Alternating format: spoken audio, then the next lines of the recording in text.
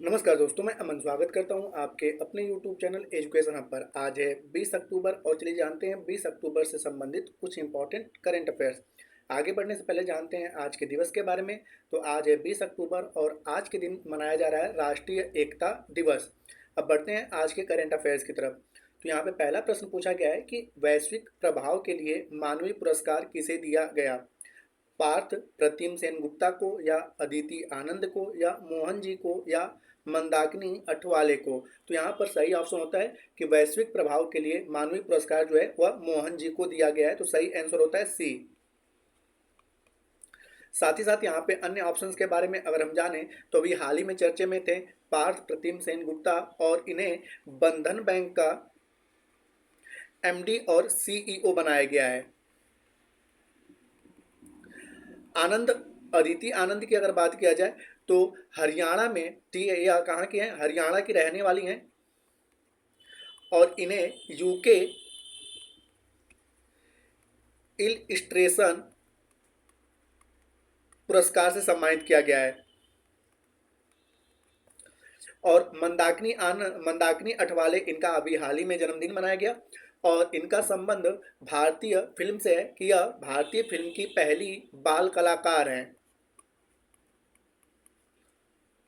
यह भारतीय फिल्म की पहली बाल कलाकार हैं और यह भारतीय फिल्म के जनक कहे जाने वाले दादा साहब फाल्के की पुत्री हैं। तो इनका भी हाल ही में जन्मदिवस मनाया गया जिसके कारण यह चर्चे में थे। तो आपसे अगर पूछा जाए कि भारतीय फिल्म की पहली बाल कलाकार कौन है, तो मंदाकिनी अठवाले हैं, जो कि दादा साहब फाल्के की पुत्री हैं और दादा साहब फाल्के को भारतीय सिनेमा का जनक कहा जाता है। अगला प्रश्न है कि हाल ही में मणिपुर में कौन सा उत्सव मनाया गया जो राज्य के पहाड़ी और घाटीय समुदायों के बीच एकता का प्रतीक है? कर्मयोगी सप्ताह या मेरा होऊ चोंगबा या राष्ट्रीय विद्युत योजना या स्कैम से बचो? तो अभी हाल ही में मणिपुर में जो है मेरा होऊ चोंगबा उत्सव मनाया गया, जो मणिपुर राज्य के पहाड़ी और घाटीय समुदायों के बीच एक एकता का प्रतीक है। तो सही आंसर होता है बी। यहाँ पे पहले जानते हैं मणिपुर के बारे में। तो मणिपुर को जो है साल 1972 में राज्य का दर्जा प्राप्त हुआ। इसकी जो राजधानी है वह इम्फाल है और वर्तमान समय में मणिपुर के जो मुख्यमंत्री हैं वह हैं एन बीरेन सिंह।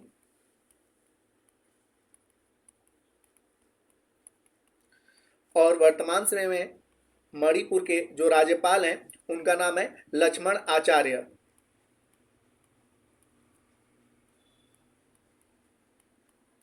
साथ ही साथ यहाँ पे अन्य ऑप्शंस के बारे में अगर हम जानें तो अभी हाल ही में भारत के प्रधानमंत्री मोदी जी के द्वारा सिविल जो है आईएएस जो है जितने भी सिविल सर्वेंट हैं उनको जागरूक करने के लिए 19 अक्टूबर को कर्मयोगी सप्ताह की शुरुआत इन्होंने किया है। तो कर्मयोगी सप्ताह का संबंध जो है सिविल सेवकों को सशक्त बनाने के लिए किया गया है और इसकी शुरुआत प्रधानमंत्री मोदी जी के द्वारा 19 अक्टूबर को किया गया है। राष्ट्रीय विद्युत योजना की बात करें तो वर्तमान समय में जो हमारे केंद्रीय ऊर्जा मंत्री हैं मोहन लाल खट्टर, इनके द्वारा भारतीय अर्थव्यवस्था में बढ़ती ऊर्जा की मांग को पूरा करने के लिए इन्होंने राष्ट्रीय विद्युत योजना की शुरुआत करी है। और स्कैम से बचो जो है कि वर्तमान समय में आपने देखा होगा कि ऑनलाइन काफ़ी स्कैमिंग किया जा रहा है। इसको ध्यान में रखते हुए भारत सरकार और मेटा, जिसका पूर्व नाम था फेसबुक, इन्होंने, ठीक है, स्कैम से बचो जो है एक जागरूकता अभियान चलाया है। तो यहाँ पूछा जा सकता है कि भारत सरकार ने किसके साथ मिलकर स्कैम से बचो अभियान की शुरुआत करी? तो भारत और मेटा, ठीक है, जिसका पुराना नाम क्या है? फेसबुक है। फेसबुक के साथ मिलकर इन्होंने ये योजना चलाई है। अगला जो क्वेश्चन है कि हाल ही में किस राज्य ने मदरसा बोर्ड में संस्कृत को अनिवार्य विषय के रूप में लागू करने की योजना बनाई है? मध्य प्रदेश, उत्तराखंड, मणिपुर या तेलंगाना? तो अभी हाल ही में उत्तराखंड सरकार ने जितने भी राज्य के मदरसा बोर्ड है उसमें संस्कृत को अनिवार्य विषय के रूप में लागू करने की योजना बनाई है। तो सही आंसर होता है बी। अब यहाँ पे जानते हैं उत्तराखंड के बारे में। तो उत्तराखंड का जो गठन है 9 नवंबर साल 2000 को किया गया था और यह उत्तर प्रदेश से कटकर बना हुआ है। तो इसका गठन 9 नवंबर साल 2000 को किया गया था। इसकी जो राजधानी है वह देहरादून है और वर्तमान समय में उत्तराखंड के जो मुख्यमंत्री हैं उनका नाम है पुष्कर सिंह धामी।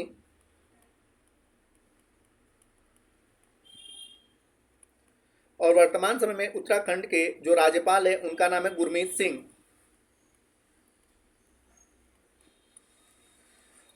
उत्तराखंड का जो विधानसभा है वह एक सदनी है, तो यहाँ पर विधानसभा से कुल सीटें आती हैं 71, राज्यसभा में कुल सीटों की संख्या है 3 और लोकसभा में सीटों की संख्या कुल है 5।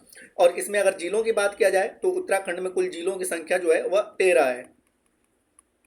साथ ही साथ यहाँ पे अन्य ऑप्शंस के बारे में चर्चा करें तो अभी हाल ही में चर्चे में था मध्य प्रदेश। मध्य प्रदेश का एक ग्राम पंचायत है रतनपुरा, तो यह भारत का पहला ग्राम पंचायत बन गया है जो पेपरलेस चुनाव कराया है।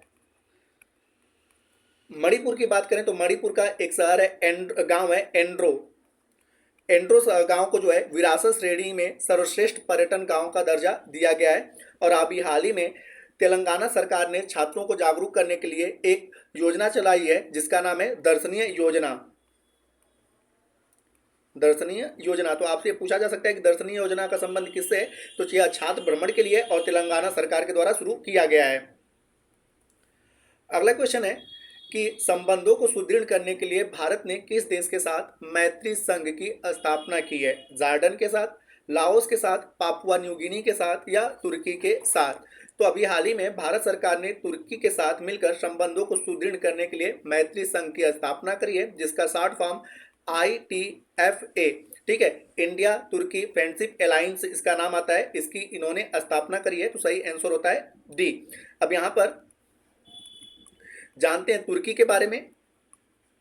तो तुर्की जो है यूरेशिया, ठीक है, अगर महाद्वीप की बात करें तो जो एशिया और यूरोप के बीच का जो क्षेत्र है उसे यूरेशिया कहा जाता है। तो मूल रूप से यह एशिया में आता है लेकिन यूरेशिया भी कहा जाता है।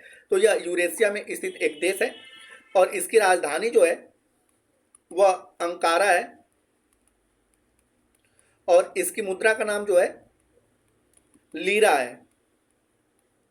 ये तुर्की के बारे में रहा। साथ ही साथ अन्य ऑप्शंस के बारे में अगर हम जाने तो अभी हाल ही में चर्चे में था जॉर्डन कि WHO के द्वारा कुष्ठ रोग से मुक्त होने वाला विश्व का पहला देश जो बना है वह जॉर्डन बना है।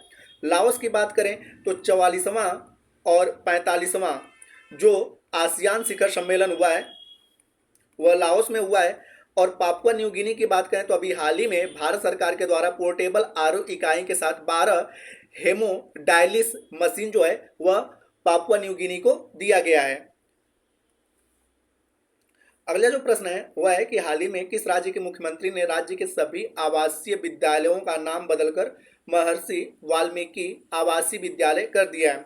तो ऑप्शन है कर्नाटक, महाराष्ट्र, उड़ीसा या उत्तर प्रदेश। तो यहाँ पर सही आंसर होता है कि कर्नाटक राज्य सरकार के द्वारा जो है जितने भी राज्य के आवासीय विद्यालय थे वाल्मीकि जयंती के अवसर पर जो कि 17 अक्टूबर को मनाया गया, तो 17 अक्टूबर को इन्होंने महर्षि वाल्मीकि आवासीय विद्यालय कर दिया है। तो सही आंसर होता है यहाँ पर ए। अब यहाँ पे जानते हैं कर्नाटक के बारे में। तो कर्नाटक राज्य का जो गठन है राज्य पुनर्गठन अधिनियम 1 नवंबर साल 1956 को किया गया था। इसमें कुल जिलों की संख्या की अगर बात करें तो वर्तमान समय में कर्नाटक में कुल जिलों की संख्या जो है वह 31 है। वर्तमान समय में कर्नाटक के जो मुख्यमंत्री हैं वह सिद्धारमैया हैं और वर्तमान समय में जो कर्नाटक के गवर्नर हैं वह है थावरचंद्र गहलोत।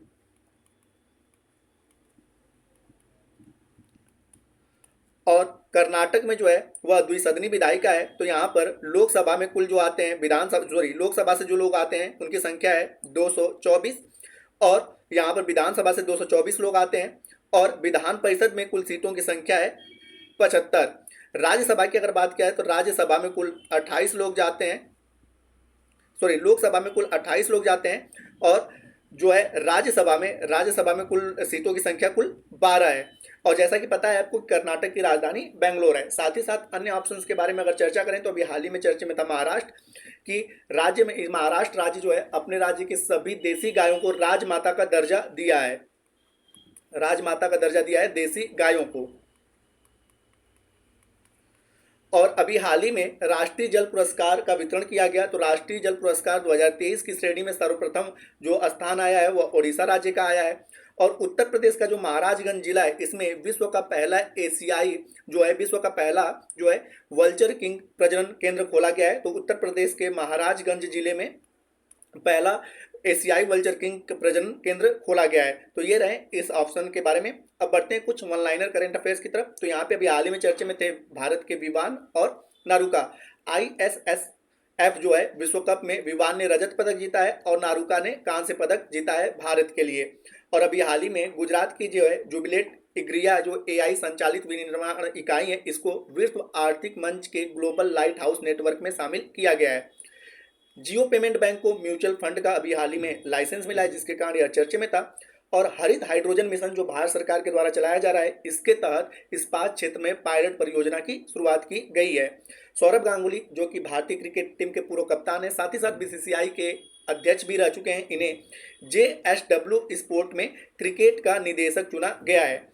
अभी हाल ही में चर्चे में था नागरिक धारा अधिनियम 6A। और यह 6A क्या है, तो इसे साल 1985 में असम समझौते के रूप में पेश किया गया था। और इसका संबंध था कि बांग्लादेश से जो अवैध रूप से लोग असम में आए थे, उसके लिए नागरिक अधिनियम धारा 6A को बनाया गया था। और इसको सुप्रीम कोर्ट के द्वारा 4 संबंधे एक बहुमत से बरकरार रखा गया है।